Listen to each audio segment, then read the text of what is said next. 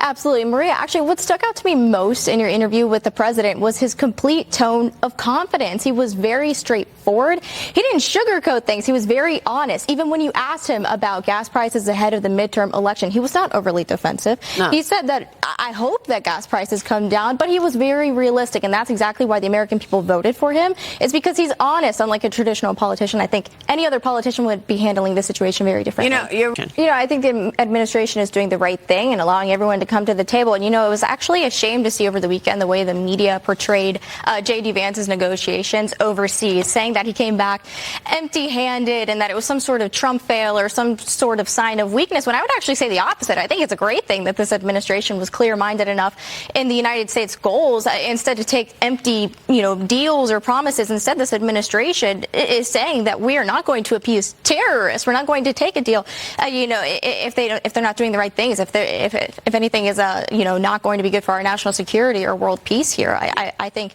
our country is not appeasing Iran, not appeasing a terrorist regime, and it's great to see as an American. Yeah, that's the problem, is it would replace genuine human connection. And look, this country is facing a mental health epidemic. My generation was shut down during those COVID lockdowns. We've seen the downward mental health spiral. Replacing your friends, your boss, your therapist with AI is not the solution. That's a good point. Maria, I'm so glad the adults are back in charge. Look, this president is playing hardball. Yeah. We've been talking about his tone of confidence all morning, but also we need to point out the fact that it's revolutionary that, he's been using Truth Social to communicate with the American people every single day. He sat down for so many interviews, and I'm excited to see your interview with the president comes out tomorrow. Yeah. On the plane ride here, Maria, I went back and reread parts of Art of the Deal, and that's exactly what we're seeing here. Aim high, think big, pressure, pressure, pressure. That is exactly what the president is doing here, and that was in his book all the way from back in the 80s. And when we're talking about this blockade, I just can't help but think that this is the ultimate trump card. Iran wanted to block the strait. Iran wanted to put a toll on those vessels coming through the strait. And the president came in and said, no, I'm going to beat you at your own game. I'm going to do it better than you. Yeah.